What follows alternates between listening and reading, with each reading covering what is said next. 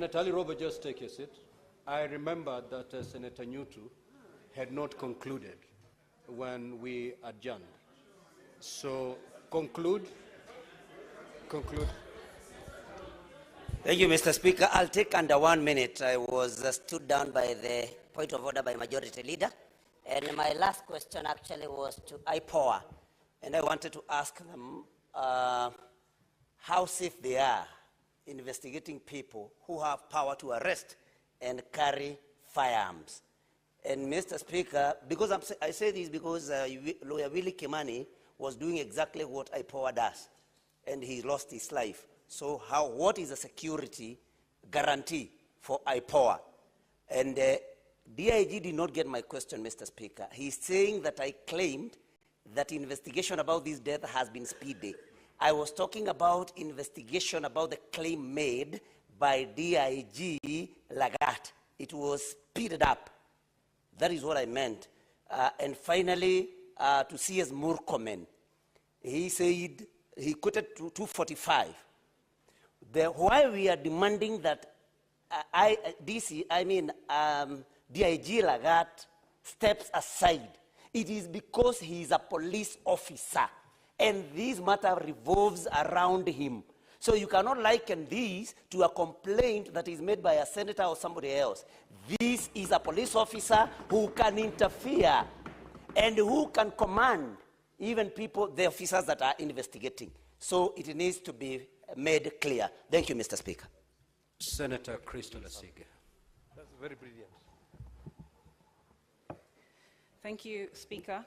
The clarification that I sought, which is not part of my 3 minutes, I hope, Speaker, was that the question was asked of whether Albert OJWANG was alone or with others in the cell. And the IG said that that would be answered by the DCI and or IPOA, and neither of them answered that question. So that was the clarification that I was seeking. And it was further highlighted by Senator Mandago, who said that there is a detainee witness statement that IPOA took that would probably shed light on whether he was alone or with others. That is the clarification. My first question, Speaker. Who issued, this is to DCI, who issued the orders for Albert to be driven from Homa Bay all the way to Nairobi? I would like to know who issued the particular instruction for that to happen and not to process him in Homa Bay. Next, the DIG personally, we have been informed, recorded a complaint. And who took down that complaint? I would like to know from the DCI as well. And who else recorded a statement in support of the allegations made by the DIG? That is also to DCI. Next is to the IG. I know that the IG Speaker already has said that many of the questions will be answered or will be revealed once investigations are complete, but this one perhaps he can answer directly. This is to the IG. You said in your first media brief that the cause of death was that he hit his head on the wall, Albert. And you've just clarified that that was wrong information given to you by the primary report by an officer. Who was this officer who gave you this false information that you then issued in your first media briefing that misled the country as of the cause of death? That is what I want to know. And the reason I ask this is because if someone saw and alleged that he had repeatedly hit his head on the walls. Senator Tobiko.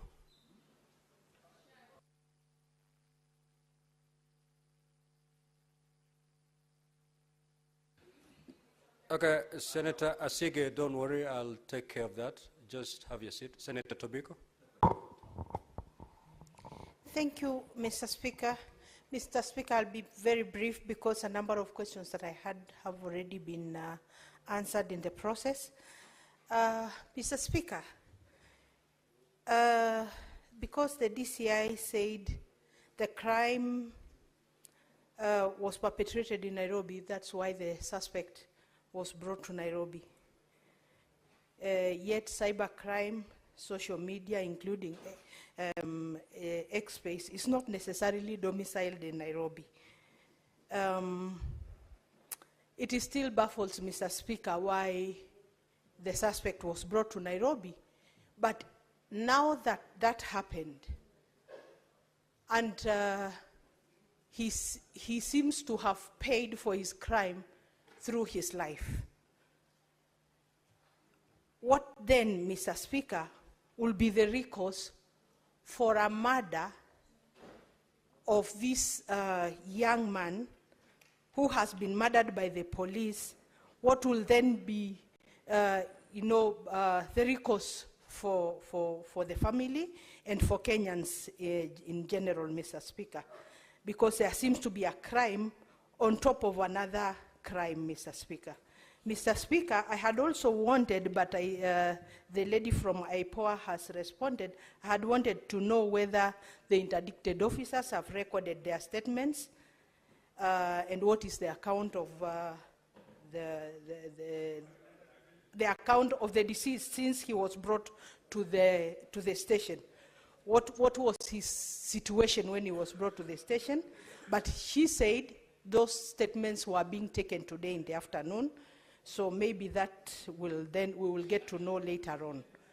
Mr. Speaker, I wanted to know whether the officers at the station, that is the report office, the cell sentry, record at the OB, if they clearly stated the status or the health situation of the deceased before he was booked in. Mr. Speaker, it is also of interest to this House to know how many hours it took to pick Mr. OJWANG from his home to, what was the name of that police station? The first police station? Mawega, and then from Mawega to Nairobi. How many hours? Because that seems to have had so many hours in between, so that we know whether that is normal or whether there was a detour to some other place before he was finally booked into Nairobi. And then, Mr. Speaker, I also wanted to know the normal situation. Do police arrest to investigate, or they investigate, forward the case to ODPP, then the DPP recommends the arrests? What is the normal situation, Mr. Speaker? Senator Muma. Senator Muma.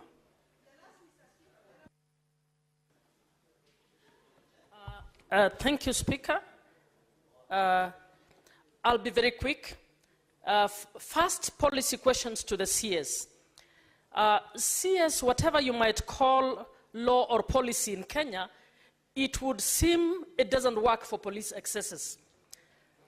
But in your speech, you seem to suggest that currently we are out of the woods on matters police excesses. I would want to ask, do you have any policy review proposals around issues of abductions and extrajudicial killings? Secondly, what is your view about commissions of inquiry and inquests as tools that would be used to investigate police excesses? Finally, for you, does the police have any curriculum on human rights approaches to service delivery? CS, that is different from human rights. Human rights approaches is about how you apply human rights in service delivery.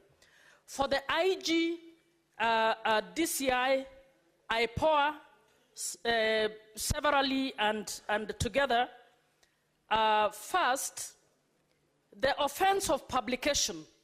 Why did you not, or why do you not consider inviting the person you think has offended to come to the police station for you to ask them questions? Why do you need to deploy a whole vehicle, and you're complaining about resources, all the way to arrest one person? Secondly, IG, it will be good for you to confirm that what your communication director issued, I don't think it's reached even 2 minutes, please. What your communication director issued is actually, I want you to confirm again that it was a false statement that he issued.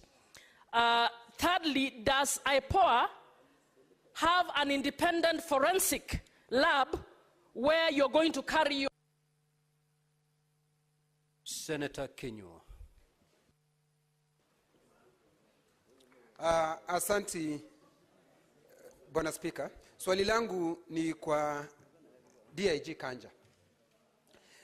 Ninauliza ya kwamba kwa sababu walipomfikisha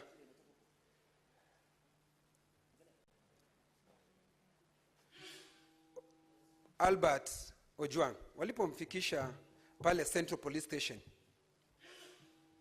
tayari yule ambaye ni afisa mkuu wa pale katika ile police station ambaye anaitwa Talam hakuwako.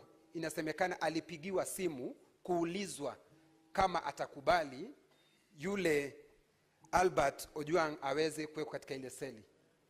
Ni utaratibu wa katika polisi zetu, yeye afisa ambaye anasimamia station awe akiulizwa kama mtu yoyote ambaye analetwa katika police station awekwe ndani au la. Hilo ndi swali langu la kwanza. Swali la pili, ya kwamba hawa maafisa ambao walikuwa pale ikiwemo Talam tayari wamesimamishwa kazi. Na Talam hakuwa katika, yeye makosa yake ni kuwa yeye ndiye afisa mkuu katika ile police station ya Central. Tutafika mwisho wapi kuwasimamisha watu kazi, kwa sababu kulingana na mwendo huo afisa mkuu wa polisi wa Nairobi, kwa sababu ako na mamlaka, anapaswa kusimamishwa kazi. Siye huyo peke yake, afisa mkuu wa polisi katika Jamhuri ya Kenya anapaswa kusimamishwa kazi. Kabla atufike hapo,